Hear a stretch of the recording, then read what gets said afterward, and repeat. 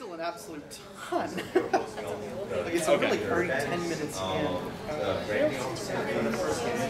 Yeah. So in Canada is a great one. I did also recommend that you're just writer. Yeah, you can hold on to that. I don't want to. I I do not want to. want the microphone. It makes me seem more important. You're the one in the middle. It'd just be completely off kilter. We don't need it. Everyone's like at the front. Yeah, I think everyone can hear us. We'll find out. Hey everyone! Welcome to Filmmaking 101. So just to kind of, yes, woo. Just to kind of introduce ourselves, I'm George. I do a lot of directing, producing, writing, editing, camera operating, all that fun stuff. I'm Dylan. I do a lot of writing, composing. Mostly I just make the music, but that's it. I'm Linnea. I'm the makeup artist on the team and emergency actress. I'm really bad at it. Anything for special effects, really. Yeah, special effects and makeup and all that. So. All that fun stuff. Yeah. So, and we do a lot of short films, web series, and stuff on YouTube. We've competed in various competitions, won various like fun little awards and stuff like that. So we're somewhat knowledgeable about this. We went to school for it. We've all graduated from Sheridan College in different programs. Yeah. So if you guys have any questions, that's kind of what I'm assuming you're here for, is to ask questions and receive answers, right? Yes? Hopefully somebody. What happens if you didn't come to school or didn't go to school for that specifically? I know obviously especially at Sheridan, because I went to school there too, and I know a couple of friends who are in the going with that, so I talked to them a bit. But is it, I don't want to say fall into it, but is it something that you can start doing on your own, or do you feel that having a school background is really imperative? That's a very, like, kind of a question, it's a sort of thing, like, for each individual person, like, you don't need to go to school. I mean, there's obviously a lot of people know as directors and, like, whatnot who are, like, really well known, like Quentin Tarantino, who never went to school for filmmaking, but, I mean, look at what he is, right? But at the same time, it doesn't hurt, because one of the key things that I learned at Sheridan is, like, you get to make contact with people who are also interested in the same thing. So you kind of meet people who, like, you know, you can do films with. Like, I met these two guys, or this guy and this girl, I should say, from Sheridan, and I would have never met them any other way. So that's the kind of the big thing. I mean, sure, I spent $3,000 to do that, but I'm not regretting it. Essentially, as long as you have a camera, you can do whatever you want with it. You don't have to actually, you know, like, oh, I think I might like to get into film, so I'll go to college for it. You got a camera for it. You got a camera, work with it. I think it's a bit of both. Like the guy said, like, if you enjoy doing something, try it out on your own. You know, see how it goes, and if you're good at it, then have a good enough passion for it before you spend. Like, oh yeah. Yeah. College is expensive. I was going to add that, you know, passion. It's a good thing to have, but it can only get you so far because, you know, you can also end up like Tommy Wiseau. Tommy Wiseau, Ed Wood, his heart was there, but his quality was not. Yeah. Like, essentially. You have to have, like any kind of art, you need to be disciplined. Oh yeah, definitely. You need to have like the know-how and the technical skills, and like Sheridan's a really good school for that. If you are looking to go to school specifically for filmmaking or makeup or acting or any form of crew work, Sheridan's a fantastic school to start. I'm sure there's lots of other ones out there too, but that's the one you hear about the most, of course. Sheridan's definitely the best for the arts. But it's true, yeah.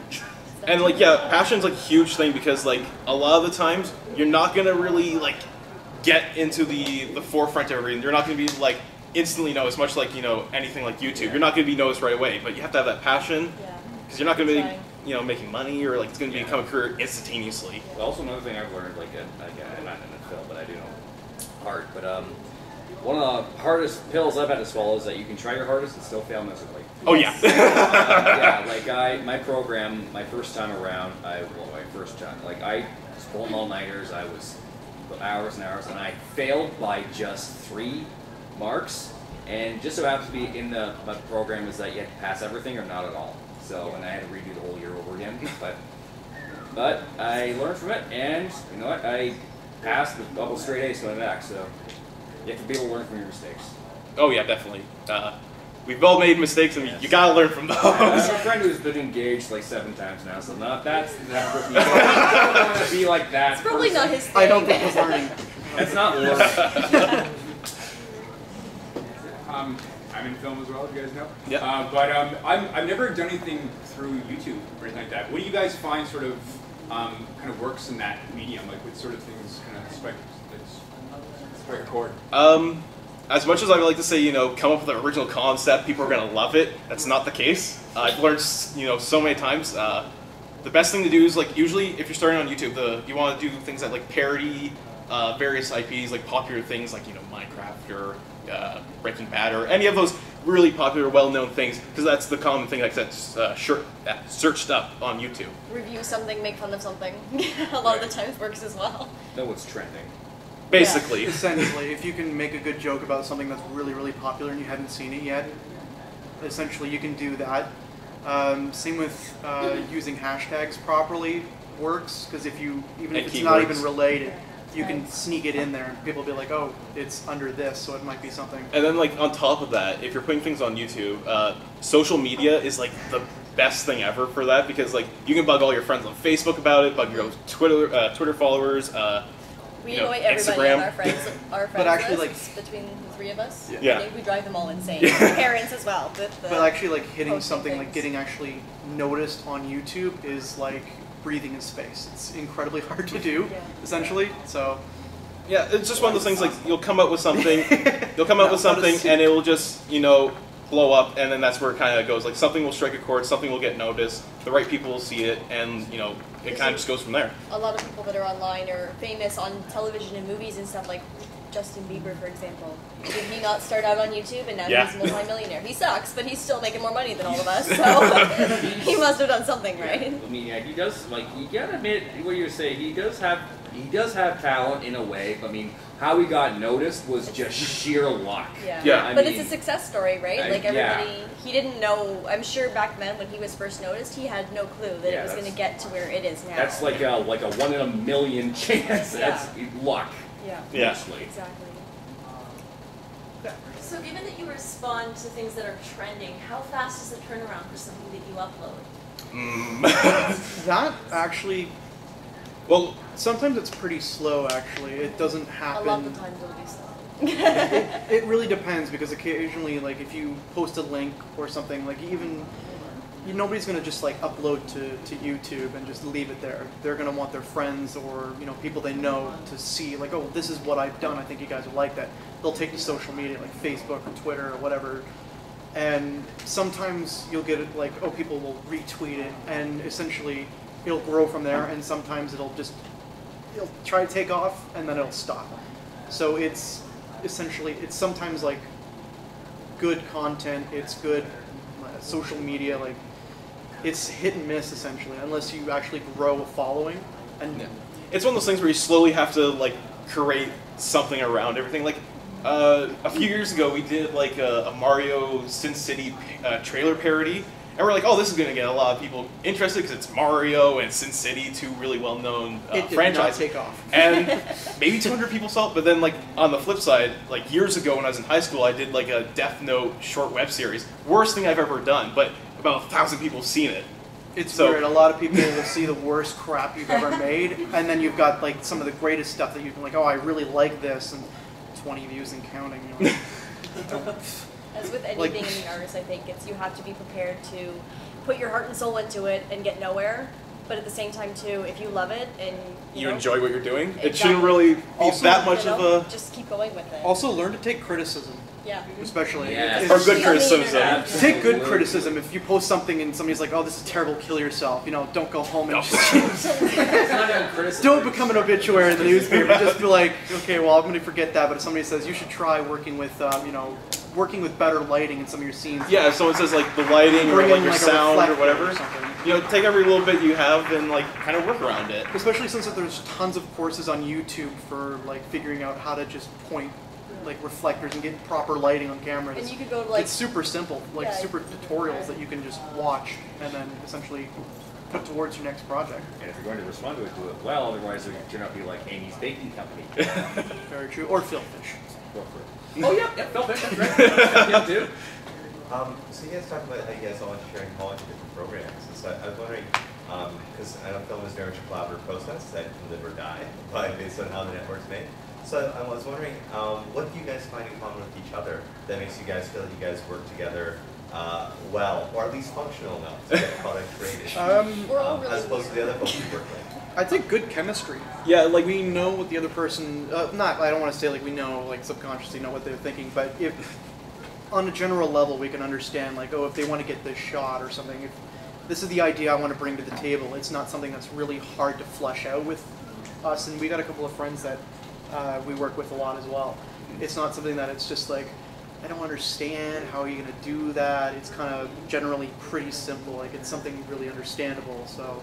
like a lot of times with me and Dylan, because we do a lot of the writing, oddly enough, our writing style and like our general humor, what we like, is basically the same. So that really kind of helps. And same with Linnea. I mean, like we all kind of share a lot of common interests that really helps. I think it's like with teamwork, make friends with the people that you're going to be working with, because like we're team members, right? And so we have to make compromises and sacrifices for one another. We may not all see eye to eye constantly, but we work on it, you know what I mean? And so if you're willing to work on your disagreements and different opinions and whatnot, it should work out, you know, to the best of the abilities and stuff. And I mean, communication is really important as well. And what we do, we play with each other's strengths. So, for instance, Linnea is very good with blood, special effects, gashes, and wounds. So if we know that we're working with something that's going to be like a short horror film, or there's going to be violence and blood in it, it's Linnea's strong suit. So we pretty much just give her a room and just let her tinker around with Yeah, what like try she's play doing. to like each other's strong suits as well also works. So you know when we everybody write has a things. role that we fill. Yeah. You know, so with every film, and we also step outside of the comfort zone too. Like we do a 50-hour film competition every year now. This is our second year doing it.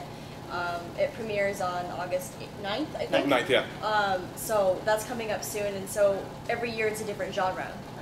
And so last year we did horror. We've kind of done horror before, and this year was sci-fi. And we've never done sci-fi before, sci-fi. but I think we might do it again because it was a lot of fun. It was a lot of fun. So I mean, try different things. Be willing to step outside your comfort zone. I mean, Also, a lot of film. that's another thing. If anybody's here, like, has ever wanted to like work with, because everybody, like, a lot of people that want to work in film or like make their own little short film, they don't want to just like put it up on YouTube. Everyone wants to be like, oh, maybe we'll show it on a screen or a projector or something like that. Film festivals are the best place to do. There's like a Yeah. lot of them that do Little little challenges and independent stuff. film festivals, especially like the 50-hour film festival. It's I'd say that's one of the best things because it lets you know what you work like while you're under pressure. You get Yeah, 50 it's really hours. You get challenging.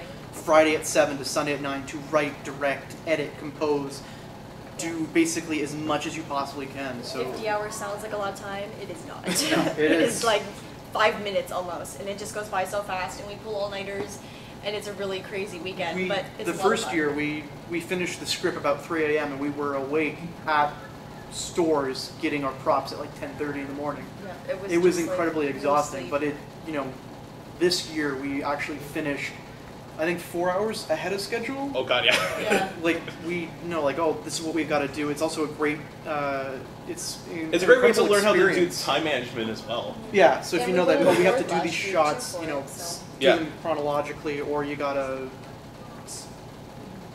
like, it's great for, you know, I was gonna say, how long were the films then, the shorts, or? Last year's was about. It was About just 9 over- minutes. Just Yeah. over This 8 year's minutes, close almost. about 9 Nine 10 and a minutes. half minutes. So is it just whatever length you can make? They Essentially, tell us yeah. we should do 8 minutes, but we tend to film a little bit more than that, and they don't like that, of course. But A lot of like schools, for example, like at Sheridan, to get into, you start off in media fundies, and then to get into media arts, you have to film a short film, and it has to be like, what, 2 minutes maximum. 2 minutes, If it is yeah. even 1 second over 2 minutes, you're like done. They won't even consider your film. Like they're extremely, and a lot of people, like when you work on film crew with professional film sets and stuff like that, you have very specific guidelines, and you have to be able to follow their direction. If you're not an actress or an actor, and you know what I mean, if you're behind the camera, you're the one that's carrying all the work. Yeah, everyone gets, sees the actors and they get all the glory, but it's really the people that are behind the camera that are the ones that should be getting all the credit because they're making it happen. So there's a lot of timing Yeah. and budgeting and certain things that you arrive on set and oh my gosh, someone called in sick and now you got one less person to film with and someone's got to sub in and someone is late, and you know what I mean. Like there's all kinds of different things that you have to prepare for as well. Yeah. I think everything happens. Like especially with our 50-hour film competition, we had last year. How many people did we have? Like 5, 6, 7 people About together. 7, I guess, and this year was just like The 4. 3 of us, or 4 of us, literally, because the night before the competition, everybody in our film crew bailed on us. Literally. Yeah, essentially, I had written characters for all Yeah. these extra people, and all of them had bailed basically. So They all we suck, all took so. on like 2, 3 roles, and they're like, "Oh, there's Yeah. that bearded dude again." Yeah, So they're just like, "I saw him before." And like, you're gonna see a lot of me actually. So You essentially, have to make if it work. if you know you can do like multiple things, if somebody drops out last second, don't be like, "Oh, the whole thing's ruined," tear Make your it hair work. out. Just be like, "Give me the hat, I'm going in." Yeah, like they Essentially, say, yeah. like, the show must go on, Yeah. make it work. If it turns out crappy, then whatever, at least you had fun doing it and you go down with a fight, right? If you can tell like multiple people are playing multiple roles, like, "Oh, it's got charm." But sometimes that's funnier. We find those as funner. Yeah, exactly. You're not just gonna be Sometimes like. it works in our strength. Actually, it works in our favor usually if we have more than one person playing different characters. We've done that a few times, and it turns out funnier because it's just this Because you gag can and clearly it's just- tell, and you're like, he was completely in that other scene. It's Yeah, and it it's works great, out though. It pretty works well. out. So Yeah. don't freak out, especially if somebody cancels on you, unless it's just if it's like the director or something. Then That would be pretty the abort bad. button, essentially. But we find too a lot of times like there's always going to be critics, there's always going to be haters out there, but there's also going to be people that will actually enjoy your stuff even if it's crap. So you know what I mean? Even if it's just your mom. You have to read through the dicks. So keep trying and keep working on it and stuff, and school helps a lot if you enjoy it and you are good at it and stuff, and you feel like you could do it for a living and you want to do it. Look into going to school or take workshops or go to the library and read something. Or at the very least, pick up a camera and like try film something, Exactly. see if you actually do like it. Because I mean, like when I was in high school, I originally wanted to be like in the video game industry, and after I figure out what programming is and all the art stuff, I'm like, this isn't for me. Yeah, So- especially because you can start with like short film festivals that you can actually pour your heart and soul into for these short little things. There's also challenges you guys can do if you guys want to start working on films. There's things called $3 films. Essentially, you go into a dollar store and you buy something for $3, and that's the main prop of the movie. So you just base the whole thing around there. You can go out and film something at like 2 o'clock in the morning or whatever. If you just got a camera with you, fiddle around with it. It doesn't have to be something you go to school for. It can just be something you start working with. Mind you, if you're starting out, don't get too ambitious. Don't be like, oh, we're gonna have a scene where we're on a roof and a helicopter goes by and like all this epic stuff. Stick with like what locations you can use for certain and like Yeah. what stuff you do have, because And get used to having a low budget. Oh, God, yeah. Because it's going to be like that for a while. Or, forever. But, I guess that brings to the other question I was kind of having. You guys, how long have you guys been, I guess, post-graduated and like actually in the film industry? And how do you, like, I guess that's some Film successes, industry is a and how big hard was word. yeah. there's too many letters in it. We've probably been out of college for about 3-4 years now. It feels like forever. I want to say it's going on 4. Yeah. You're still in college. I'm still in school. I just recently changed majors and have switched to a different school, and I'll start that in September. But I do a lot of freelance work as a makeup artist, and then I work specifically with films and photo shoots as well when needed. So, I mean, these guys graduated a couple years ago, and they're working along with it and stuff. And I mean, a lot of times, as with anything you do in the arts, whether it's dance or music or art or whatever it is, you have to start off, it's a hobby a lot of the times because it is really, really hard to get into. And even Sheridan teaches you that. They tell you a lot of times, like, be prepared that, there's no guarantee you're going to be able to get to wherever it is you want to be with it, right? Yeah. But I mean, it is what it is, and I mean, if you're okay with just being on YouTube and having a few people watch you, then do it for all Make it's a worth hobby and of it. enjoy But it. if you're working on like actual like short films or projects or whatever, and you find it just a chore to do, that you're not having fun, you're like, oh, I want to work on this, but I don't want to actually get up and do it. You drag yourself to do this. Stop doing it. Yeah. Just don't do it.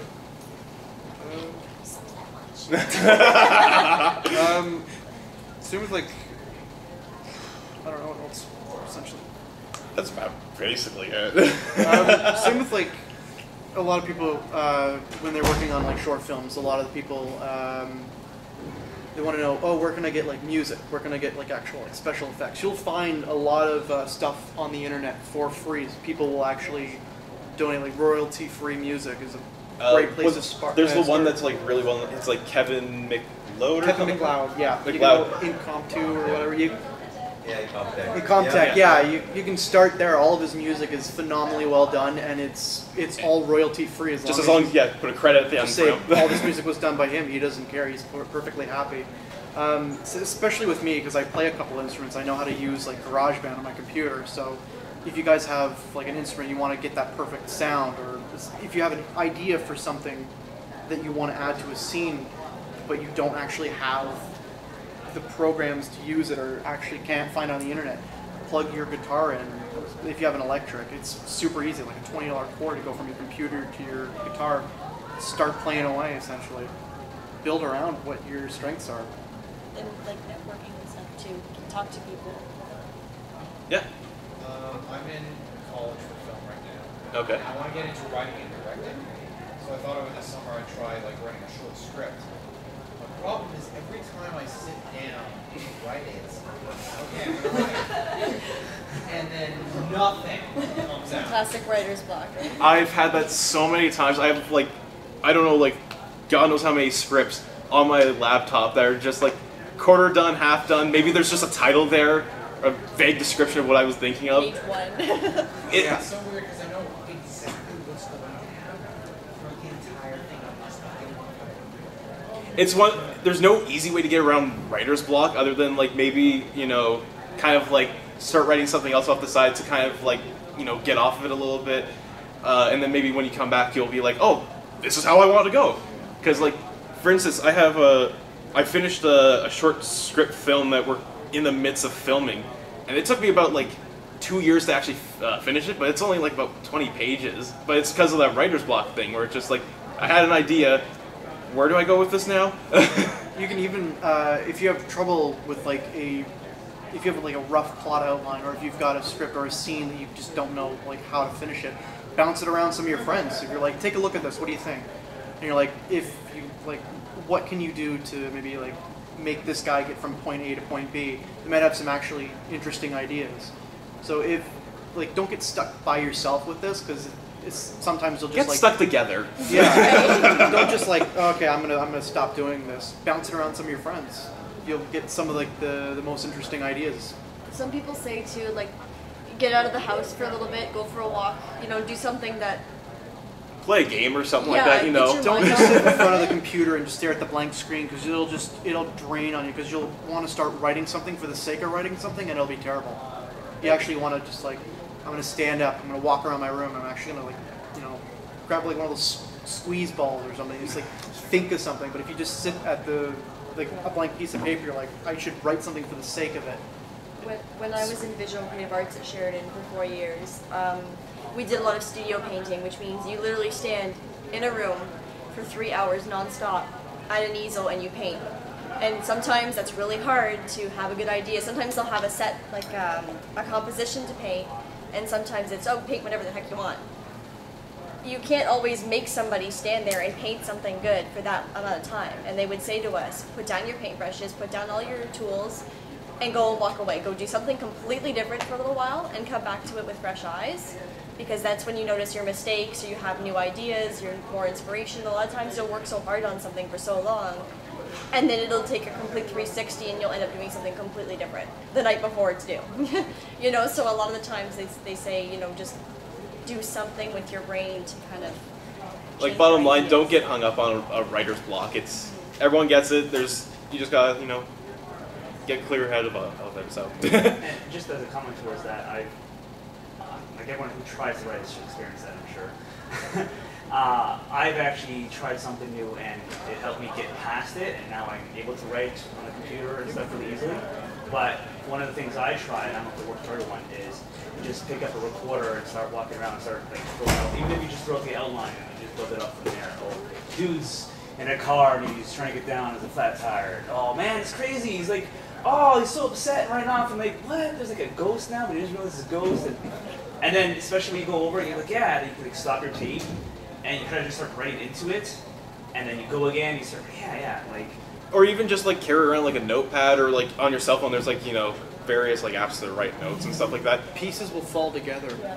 I used to carry a sketchbook around, and I would wake up at like 4 a.m. and I'd have an idea in my head, and I would just grab the pencil, and I would wake up the next morning with these ridiculous doodles and notes and whatnot and colors and stuff on this piece of paper, but it would help. You know what I mean? So if inspiration comes from the most random thing, even if you're at the grocery store and you see a weird looking piece of fruit, you know, like sometimes the weirdest things inspire you to write something else or to come up with something different.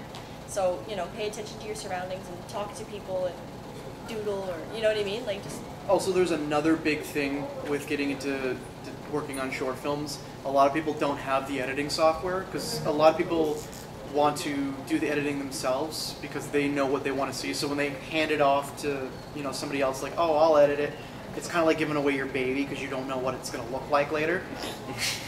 But essentially, great solution to get around that.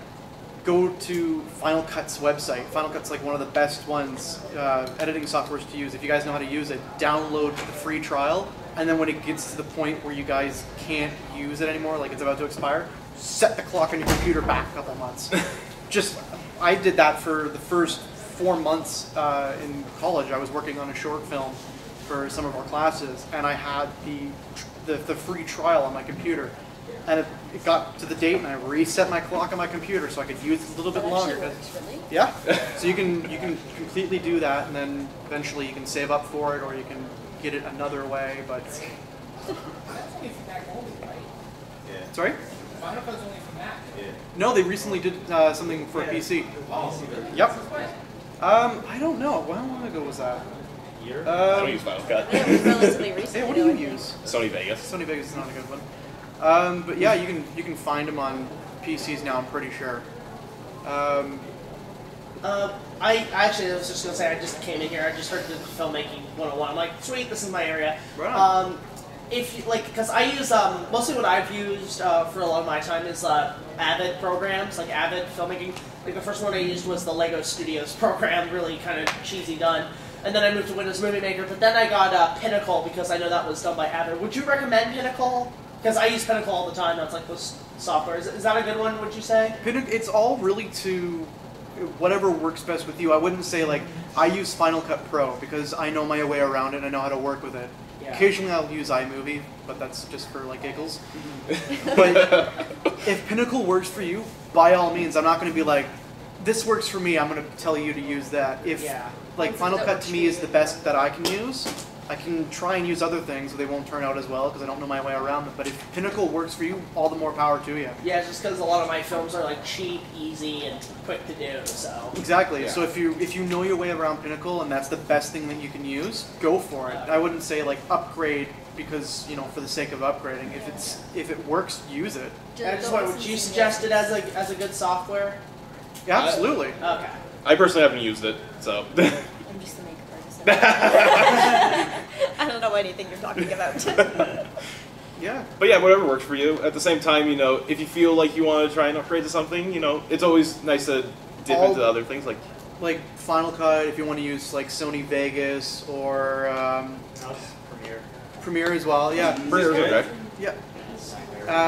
There's free trials on their websites. You can like fiddle around it. There's tons of tutorials on YouTube on how to work with Final Cut or Premiere. Power Director is another good one I used for a while. And there's tons of tutorials. So if you're just like, oh, I want to try this out, but you have no idea, watch some tutorials on YouTube and then try out the. You're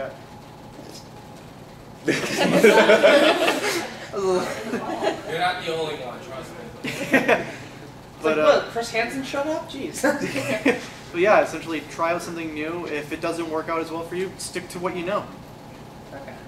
The internet's a really good resource for that sort of thing. I mean, anything that pretty much anything. I mean, like it used to be you'd have to go to school for everything, but nowadays the internet exists and it's magical because you can learn how to do anything on it. So I mean, if you have an idea in your head and you think, you know what, this is cool, I want to try this. Google it. You know what I mean? Go on YouTube, learn stuff, or it's an endless resource. A lot of the times, if we have an idea, I mean, we'll use the internet as well to come up with ideas or tutorials on how to do it as well, and learn something new because. Like the other day, I was trying to figure out how to do a standard Star Wars text scroll in Sony Vegas because it doesn't have that. So I had to look up some tutorials, and it's just like, oh, okay, that makes sense. Yeah, like I got a lot of my filmmaking history from watching DVDs, bonus features, and stuff. That's been my That's a good education resource first. too. Yeah. I've been suggested going to like film school, right? And the thing is, like high school, I kind of flunked out and kind of like sucked at it. So like, would film school be a good recommendation to get into the business, or you just say, oh, I just want to, Well, I have experience? It's kind of 50-50 because a lot of people, there's a couple of directors that never actually like really went to, like Tarantino we mentioned earlier, never went to film school, and yet everybody knows who he is. If you like, especially if you have the money for it, I wouldn't say just like, oh, I've got the money for it, let's do this. It's a big commitment. It is, yeah, but it's a little bit easier because in high school there's like one class for like media, and they're like, oh, here's how to do Photoshop and all this and whatnot. High school's nothing like. College is completely, or college, university, film school is all based around what you They'll want have to like do. different classes for different aspects of it. Yeah. Here's like writing, here's editing 101, here's how to work a camera essentially. So You got you don't the necessarily need to go to film school in order to really get. No, but into it's any- not, at the same time, it's not a terrible idea. Yeah. Like There's we were always saying networking earlier, as well. Yeah, you'll get like networking with people who are also interested in it. And your profs as well, professors, at least at Sheridan, I don't know about any other schools, but at least at Sheridan, they are actually working in the film industry or the art industry or whatever class that they teach. They actually work in that industry or have worked in that industry. They know their stuff. My sound design And- teacher actually did the sound for Darren Aronofsky's Requiem for a Dream. So he was the guy, and he just sped through, and it was super simple. A lot of Sheridan graduates are actually really big in the film world, behind the cameras and editing and producing and all that sort of things as well. So I mean, it's not absolutely completely necessary to go to school for it, I guess, but But of I course mean, it doesn't can hurt. help. It doesn't just hurt. gives you a credit to say I can work in this field. Yeah, And you'll get a nice little piece of experience paper to like show people, Yeah. hang on the wall. Hang on the wall. Yeah, it's like, like 2 hours later, I'm still not. I read a lot of books too, so I've read like I'm reading right now Lloyd Kaufman's Direct Your Own Damn Movie. I don't know if you guys heard Yeah. that book. And they just said go into it, go and get a job there and just work your way up. And I think that would be probably the best way to do it. Yeah. A lot of places are like experience is what. And they if tell us. you don't know that you're Try new ready for things. film school, essentially, you can still just fiddle around with some of your friends. There's Volunteer. lots of courses and like information you can find on the internet too. If you want, look up Indie Mogul on YouTube. Oh, I love those guys. Those guys are like the best. They give you exactly, like, you don't know how to work a camera, they'll take you through like 10 series of videos that'll show you how to do what you're doing, like what you want to do. Another great resource is a book called From Real to Deal. It's actually the book that Tarantino, because he didn't go to film school, this guy Doug Simmons, who wrote the book, would do this class in LA in the 80s and 90s, and it sort of structured the production that he used for Reservoir Dogs. And so it's just like it's about a 300-page book, goes through every step of production, from like thinking up the idea before you can write it to actually selling it after you go through the film festival. And it's really easy to read, and yeah, it's his course in the book. It's a great resource if you're thinking of it too. You can even find, From Real to Deal. sorry? What was the YouTube account again? Indie Mogul, INDYMOGUL.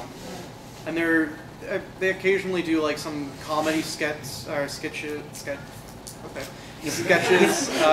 They do like little videos of their own, but they're also like, you guys want to work on like, do you know how to do like blood splatter effects? Like Backyard like, Facts. That's like the exactly. That was a huge education. So say for instance, you guys want to do a scene where some guy gets riddled with like gunshots and with the blood, but you don't know how to do it.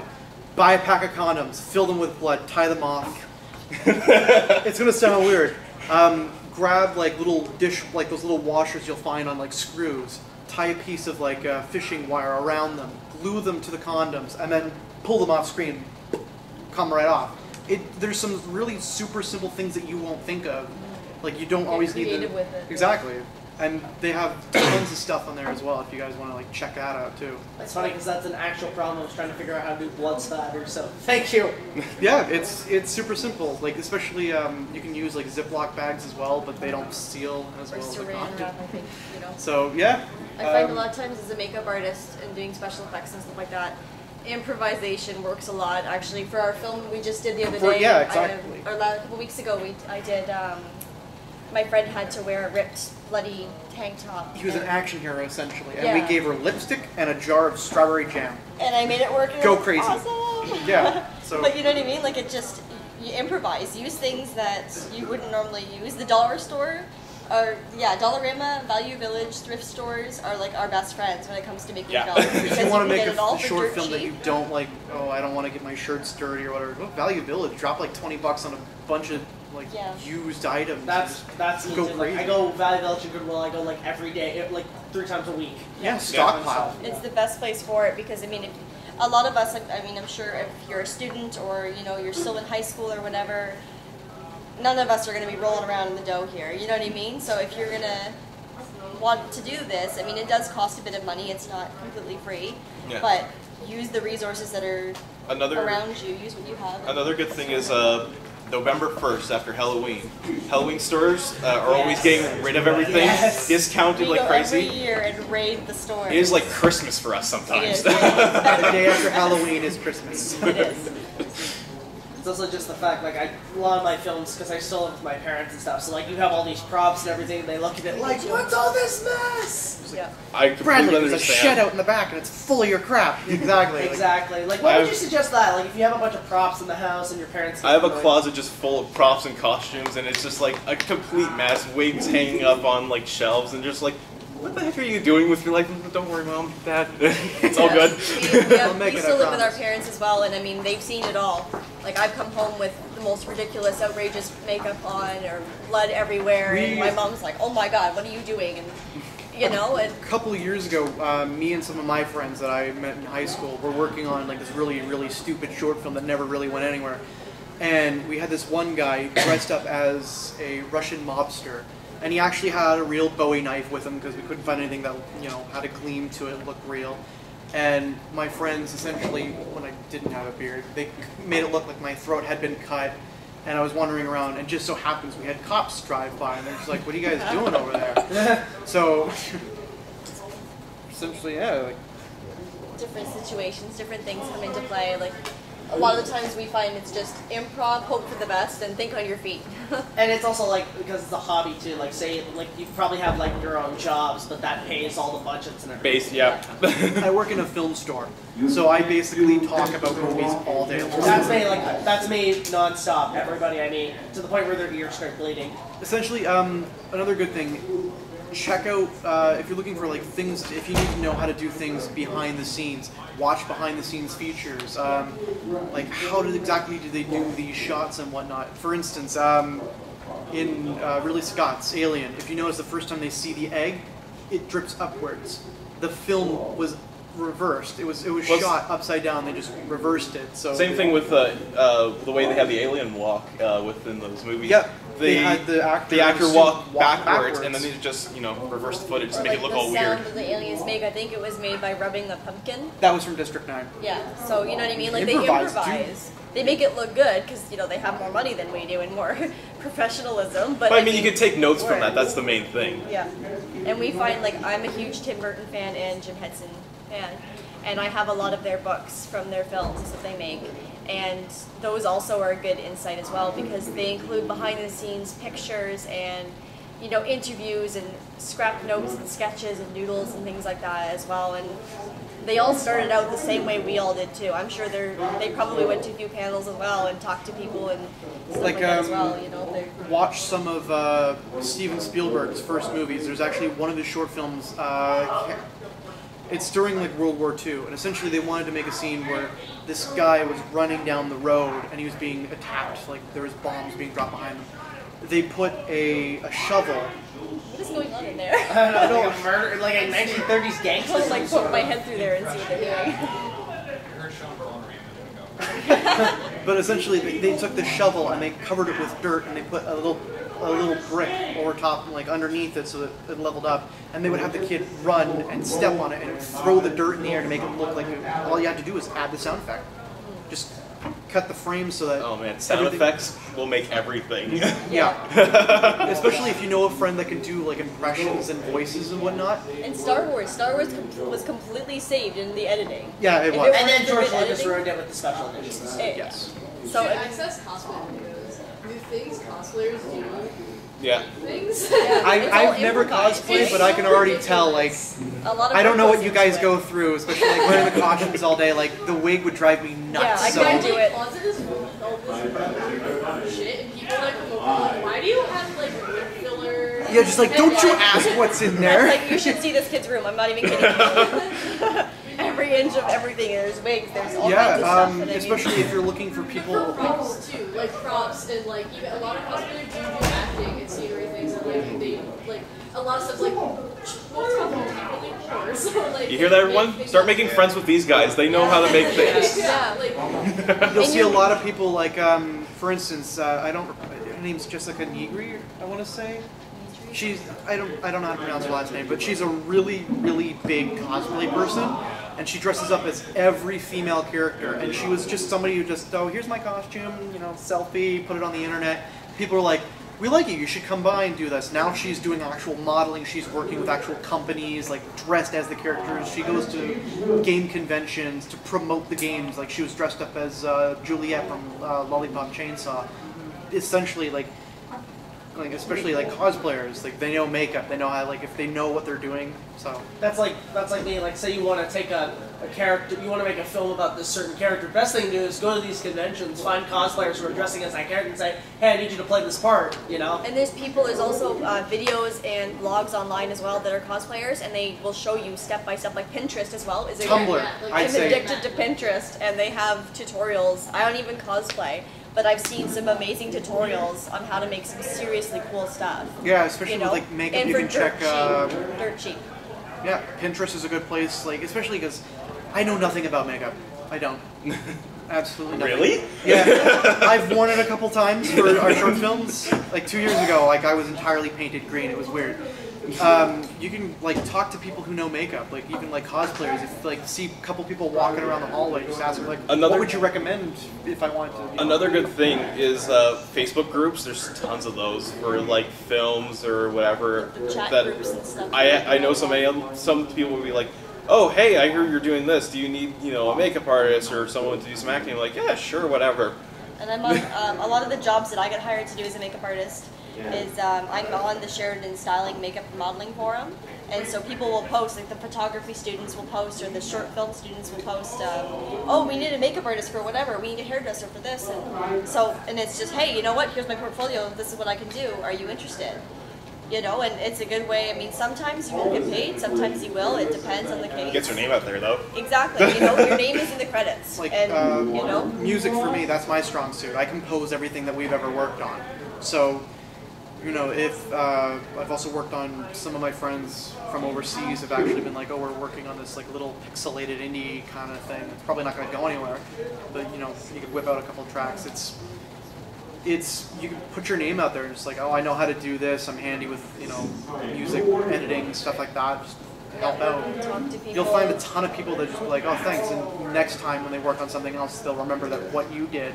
And they'll be like, okay. Or they'll pass the name along to some friends in the industry. Yeah, like I'm not working on this project anymore, but one of the buddies that I worked with, gave me my name to somebody else. Like, oh, you should check this person out. Like networking, especially.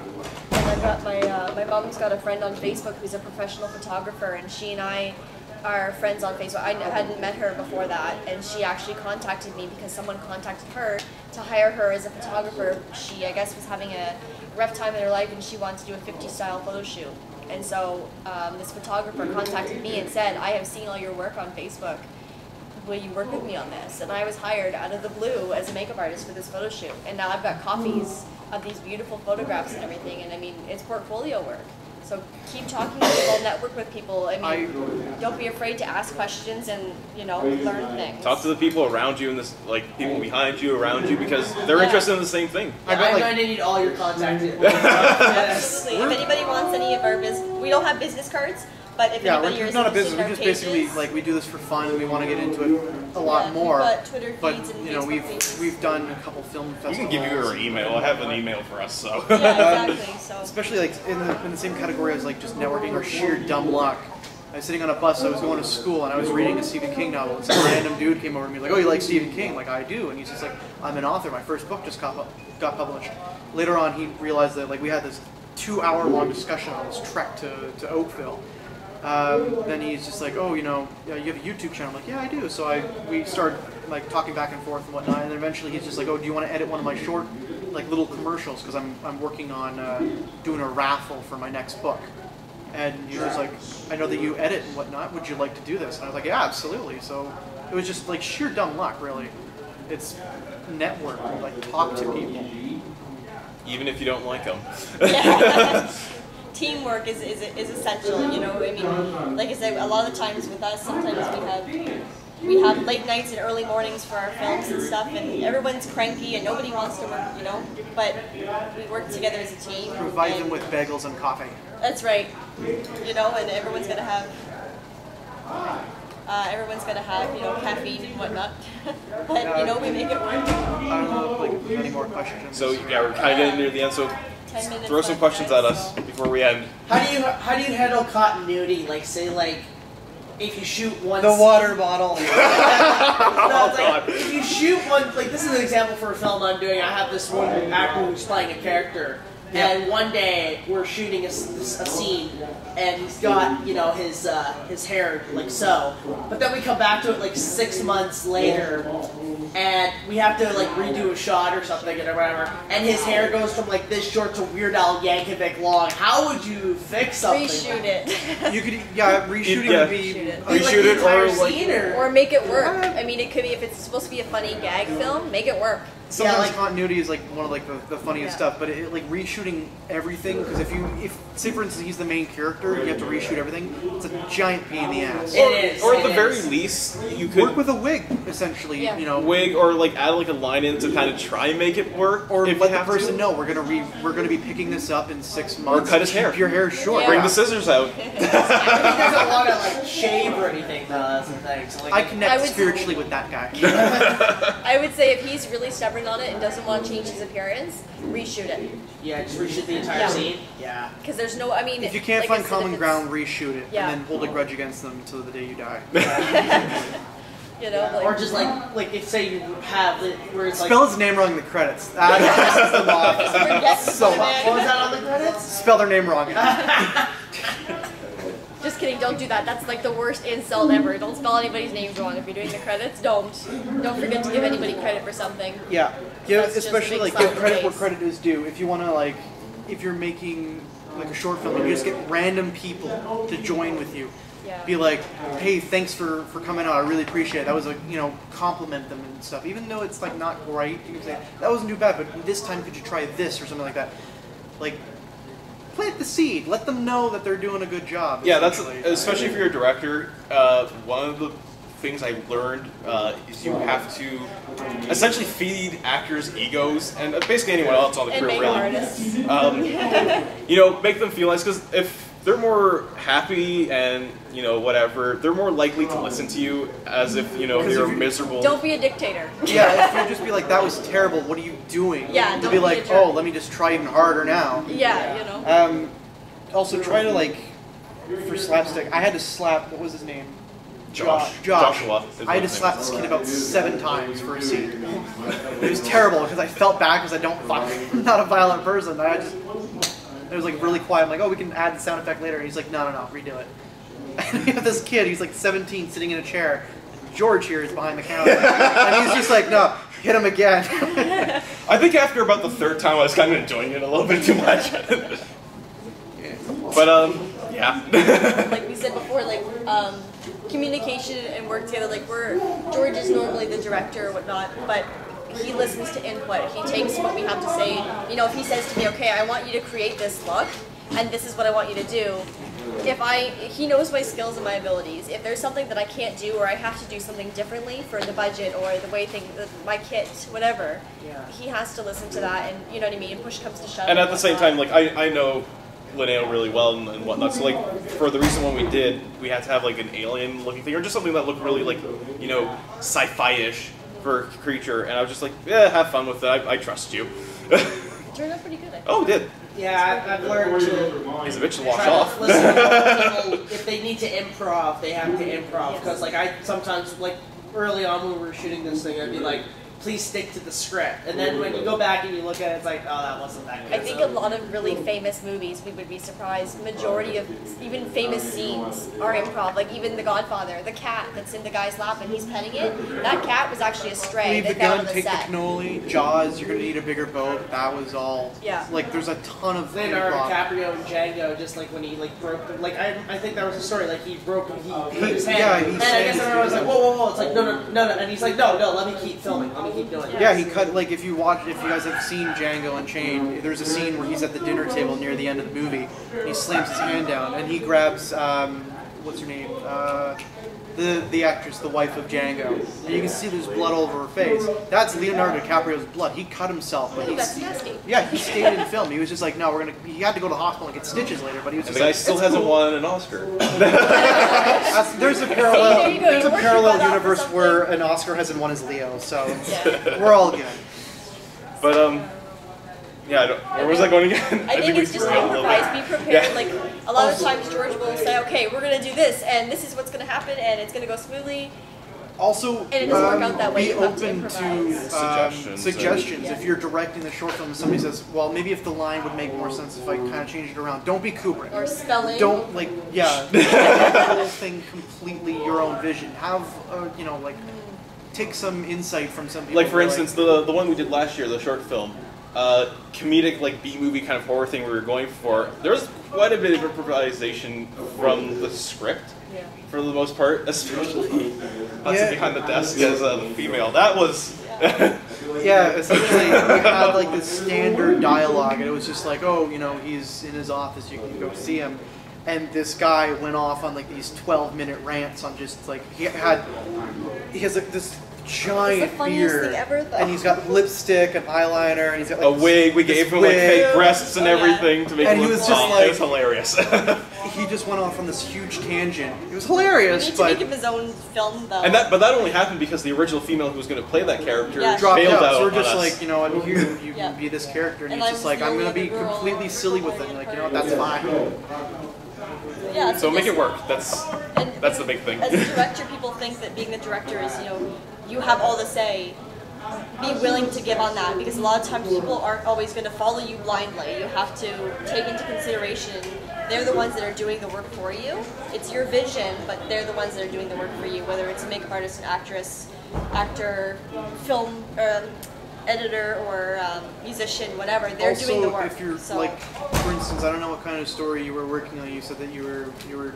I'm doing a big remake of King Kong, essentially, with a small budget over $3,000 out of my pocket money. We've been filming this thing since May of 2011. Okay. So Keep going on it, though. Don't have you give ever up seen on it. Bad Taste? Like Peter Jackson's Yes. Bad Taste? You know how like Yeah. I don't know if you guys heard, like, if you guys remember when he like apparently had filmed this thing on weekends with friends for a couple years.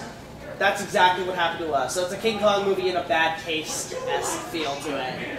Really done cheesy and everything, and it's a feature film. It ain't no short, so. Awesome. But you yeah. know what, So though, when it's done, it's going to be so cool because you've worked on it for so long. Yeah, when Yeah. you get to I mean, you'll premiere be it on proud the of TV it. with your friends and you finally get to see the finished product. Yeah, I'm If- holding premieres. I'm gonna be screening at a couple cons, hopefully, and everything. Get a bit more attention for it, because Yeah, don't be afraid to premiere things at conventions. For the longest time, the film that I'm kind of sort of working on, I've been wanting to premiere here, but it's like every year, it's just like, oh, well, never got finished. Hopefully they don't hate me for constantly bugging them about this. yeah. And then it's also like other people want to been coming to me saying, hey, can you help me? This is the cool part. Thanks for coming, guys. You've made these connections with people who work on the film.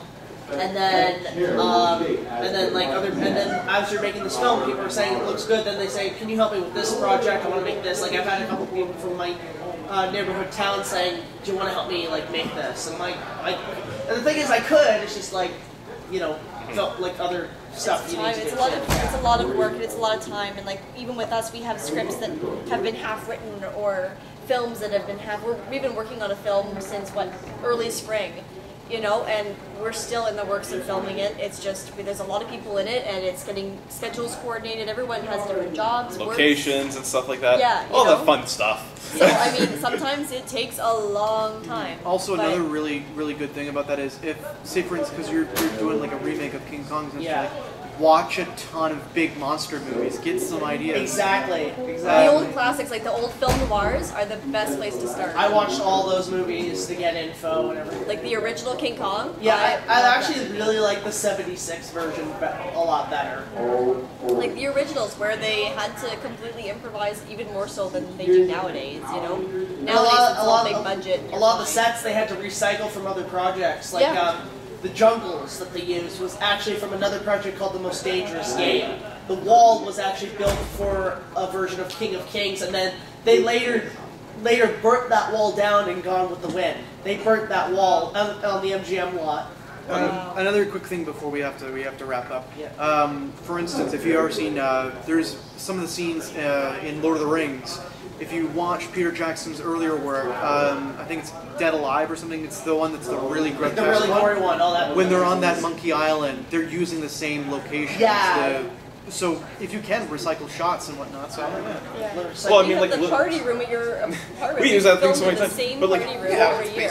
every the original Little Shop of Horror, which spawned like a huge cult classic, made a musical out of it. That was like done in 3 days, and they reused like sets from like films that were done at that point. Yeah.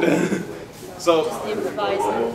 If it's something you love, yeah, even if it takes you passion, years. love, enjoyment, dedication, dedication, and lots of sleepless nights. That's right.